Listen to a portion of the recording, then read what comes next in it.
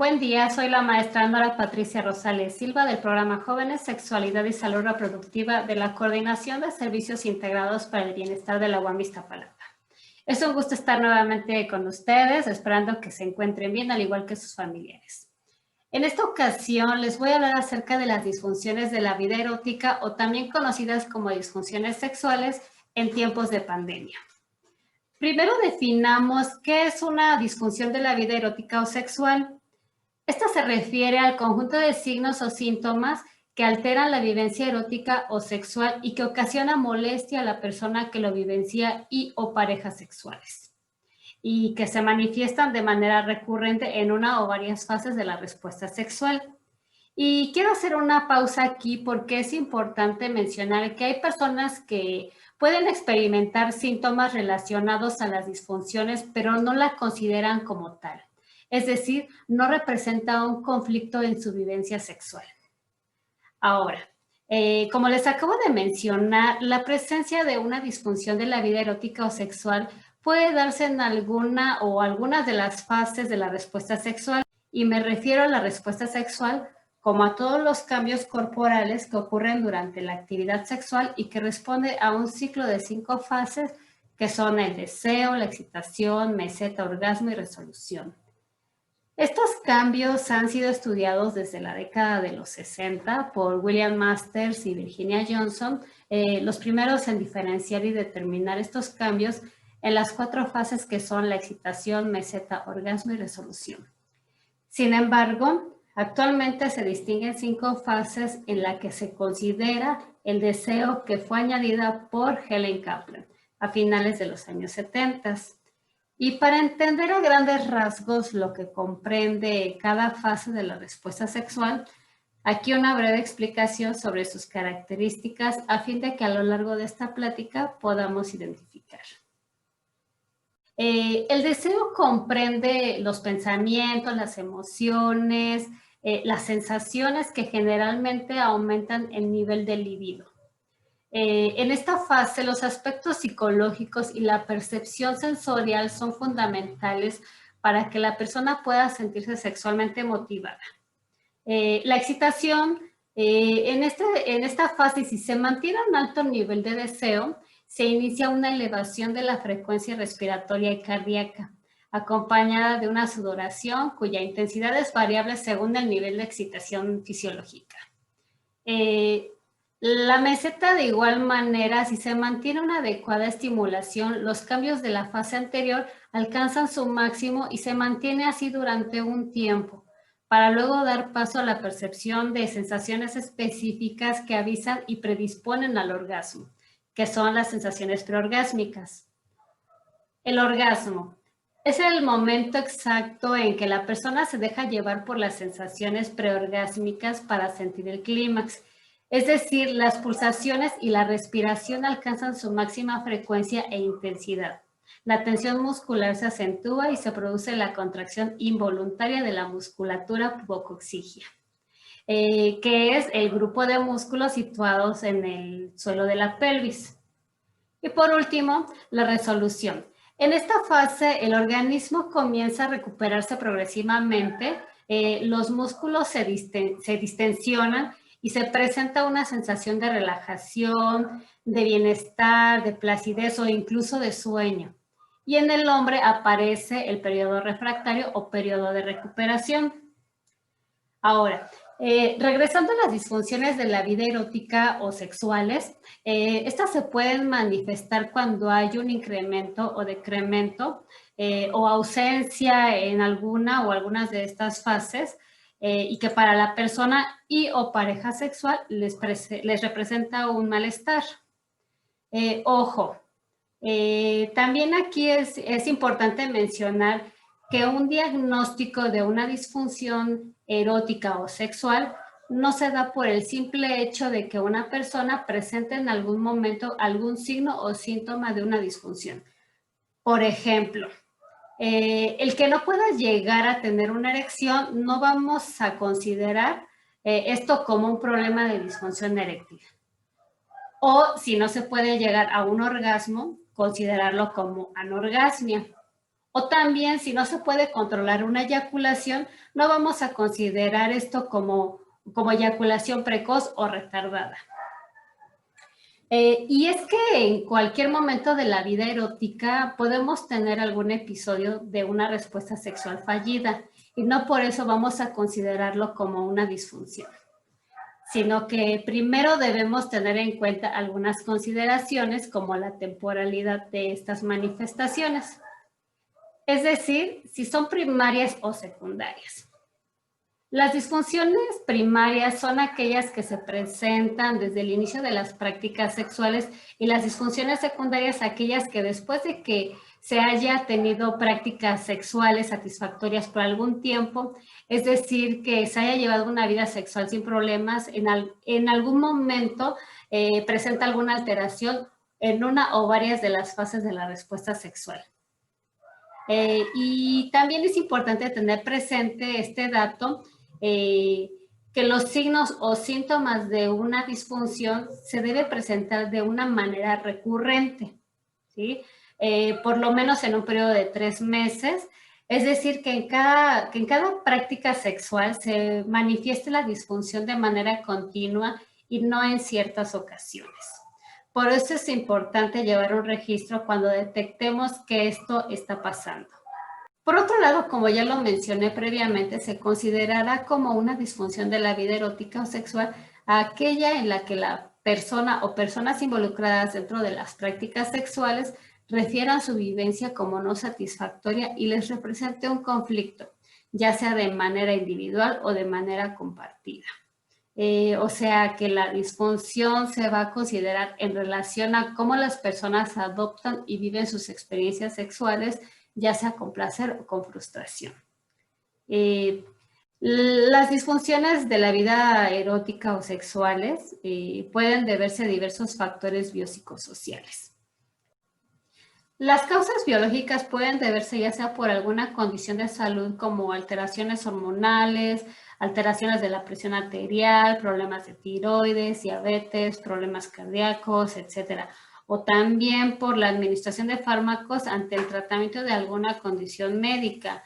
Los factores socioculturales también se pueden deber a contextos derivados de una educación sexual restrictiva, por ejemplo, que la vida erótica se viva a través de la culpa, del miedo, vergüenza, de represión, con desconocimiento del cuerpo y sus sensaciones, o que también puede estar influenciada por roles y estereotipos de género como las expectativas de cómo se debe ser, actuar y o responder en la práctica sexual, la exigencia por el desempeño sexual, la apariencia corporal, incluso la disponibilidad de ceder aún cuando no haya deseo sexual.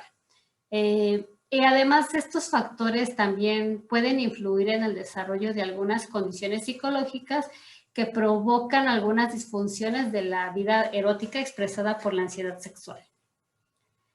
En cuanto a los factores psicológicos, la pandemia por COVID-19 ha modificado en mucho la dinámica de las personas. Y estos cambios pueden estar bajo un estado de estrés a consecuencia del distanciamiento social. Las restricciones de movimiento, el trabajo en casa, las pérdidas laborales, familiares, afectivas, problemas económicos, los conflictos en los vínculos erótico-afectivos, el estar viviendo incluso alguna experiencia de violencia, incluso el miedo al contagio en los diversos contextos. Y todas estas circunstancias pueden estar generando altibajos emocionales y van a repercutir en el desarrollo de algunas disfunciones de la vida erótica o sexual. Y bueno, y es que el estrés es una reacción fisiológica que se manifiesta a través de signos o síntomas como la ansiedad, la apatía, el cansancio, el dolor de cabeza, malestar muscular, falta de concentración, problemas estomacales, pérdida o aumento de peso, alteraciones de la presión arterial, alteraciones de la piel, insomnio o incluso dormir demasiado. Y aunque el estrés es necesaria para la supervivencia porque actúa como mecanismo de defensa para afrontar una situación que se percibe como amenazante o como una demanda incrementada, cuando esta respuesta se da en exceso, se produce una sobrecarga de tensión que impacta en el organismo y provoca alteraciones en la salud que impiden el desarrollo y funcionamiento del mismo. Y en la respuesta sexual podemos estar ante un incremento o haber desencadenado estados de estrés que repercuten en nuestra salud porque el organismo reacciona como si estuviera frente a una amenaza cuando en verdad no lo está. Y en la respuesta sexual el estrés afecta el sistema de regulación hormonal, descendiendo los niveles de testosterona y progesterona, que son hormonas con gran influencia en el deseo, y aumentando los niveles de cortisol, la hormona del estrés, suprimiendo o estrechando los vasos sanguíneos, afectando así en los hombres, por ejemplo, que llegue menos sangre al pene, y esto hace que la erección sea más difícil de lograr o de sostener.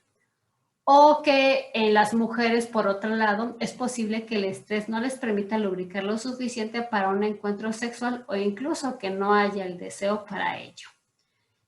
Como vemos, el estrés puede influir en la respuesta sexual y en las disfunciones de la vida erótica.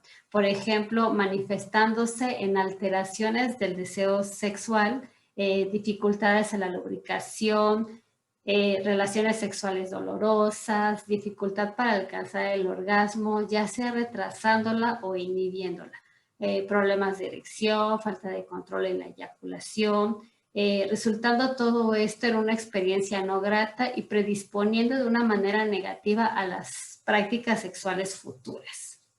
Y todas estas manifestaciones de las disfunciones de la vida erótica o sexuales son conocidas como el deseo sexual hipoactivo o hiperactivo, anorgasmia, preorgasmia, vaginismo, eyaculación precoz o eyaculación retardada, disfunción eréctil, etc. Aquí quiero hacer otra nota importante, y es que no debemos generalizar estas manifestaciones como consecuencia de todas estas circunstancias de la vida. No todas las personas en estos estados de estrés manifiestan alguna disfunción de la vida erótica o sexual.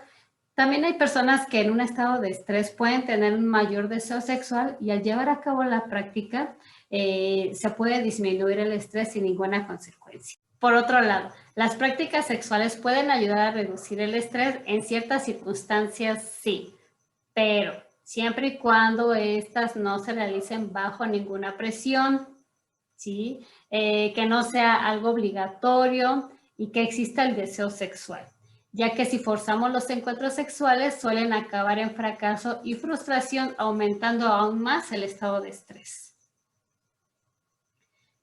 Como vemos, las disfunciones de la vida erótica se deben a diversos factores del contexto personal y pueden manifestarse en diversos signos o síntomas, es decir, cada caso es particular. Ahora, ¿de qué manera podemos identificar, minimizar o atender estos malestares? Como recomendación para poder abordar, sobrellevar y o mejorar estos estadios que alteran la respuesta sexual, primero debemos identificar de manera personal los factores que desencadenan las situaciones de estrés, así como también si hemos presentado alguno de los signos o síntomas de este. También identificar si hemos tenido algún signo o síntoma de alguna o algunas de las disfunciones de la vida erótica o sexual. Y si hemos identificado en nuestra vivencia alguna manifestación, no quiere decir que al 100% sea la causa de todo lo que podemos estar viviendo, pero sí es un gran paso para decidir buscar la atención especializada en el ámbito de la sexualidad, como la terapia sexual, el área de la sexología clínica y la sexología educativa. Aunado a esto, es importante para mejorar o sobrellevar estas condiciones algunos aspectos como la alimentación, ya que una correcta alimentación es un punto a favor para mejorar tanto la salud física, orgánica y la vida sexual, así como la calidad del sueño, el ejercicio, que no solo es sinónimo de una buena salud física y mental, sino también sexual. También podemos emplear algunas técnicas de relajación, de meditación, ejercicios de respiración y que podemos incluso acompañarlos con aromas, aceites, con música que nos relaje. Y bueno, y todo esto pues también va a contribuir en el control del estrés. Y bueno, pues hemos llegado al final de esta presentación. Espero que esta información les sea útil. Muchas gracias por su atención.